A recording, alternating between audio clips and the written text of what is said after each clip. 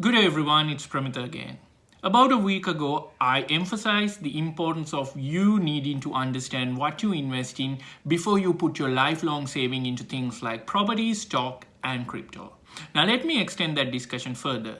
I would start by quoting a famous comment by Warren Buffett. He once said, "Be greedy when others are fearful, and be fearful when others are greedy." Now let us put that into the context. Now what's happening in the stock market, if I may put it specifically? Now as you know, global stock markets are up, despite the fact that underlying businesses where the stock prices are based in are struggling once the economies were closed down. And why is this happening, you might wonder? Well, that's simply because of two simple reasons. One, there are a lot of first-time buyers in the stock market who are playing along with their lifelong saving. They just invest in the market because they believe that there are bargains to purchase. And on the other hand, there are a lot of central banks in the world who are pumping money to the economies so that their economies would stay afloat. Now, while the governments have to pump money to let their economies float, but the former thing which I explained, which is the first-time buyers putting their lifelong saving into market, I think that's what we have to be a bit worried about. You know why? Because you might just invest it now because you might believe that that's a bargain, but what happens when the reality starts kicking in? And this has yet again proven in the history when a recession hits the economies that the stock markets can have an artificial gain thereby afterwards, and it's going to lose all those artificial gain it has created, so that it might most likely wipe out the savings that you have put through. So before you invest in any of these things, please make sure that you upskill yourself, you understand what you are investing in, and then only you should invest in. Yes, you need to have good financial advice, and at the same time you need to have the skill level. You need to upskill yourself so that you can understand how to dissect the advice given by those financial advisors. Now, why it is important? You might wonder, the economies are opening up and the stock markets are up and there aren't many people who have lost jobs. Yes, there might be some millions of people who have lost jobs, but it isn't as bad as you thought. Well, let me tell you one thing. You are furthest away from truth here.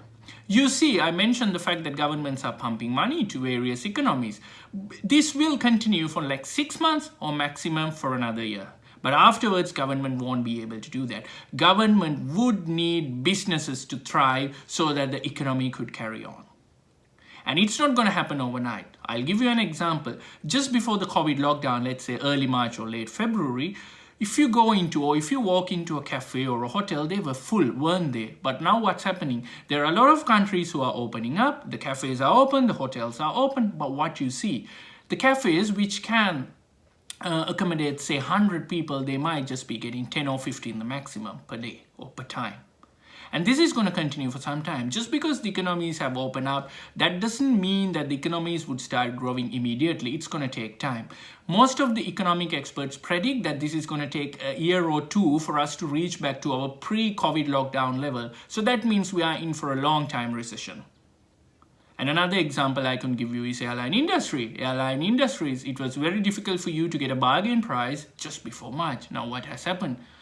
Almost all the flights in the world are grounded. There aren't international travel happening. A majority of the international travel which happens at the moment are just essential travels. And this is not gonna come out of its issues sooner unless, of course, we have a vaccination in place. And you know for a fact that vaccinations are not going to be available within a month or two. It's going to take some time. The earliest that the scientists predict that the vaccinations are going to be available would be early to mid next year. And that is the most optimistic scenario.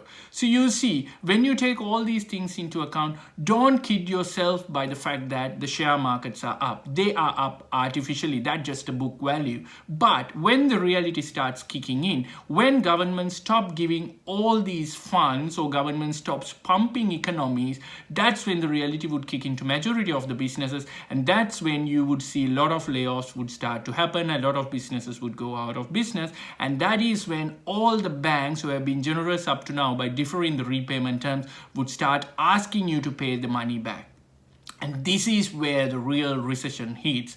And if you just play along with your lifelong saving without understanding any of these issues, you are into a bigger trouble. So before you invest in anything, Please make sure you upskill yourself so that you understand what you get into, and at the same time, if you can, please get the relevant financial advice, and always argue with yourself, argue with friends, and debate with friends, debate with yourself.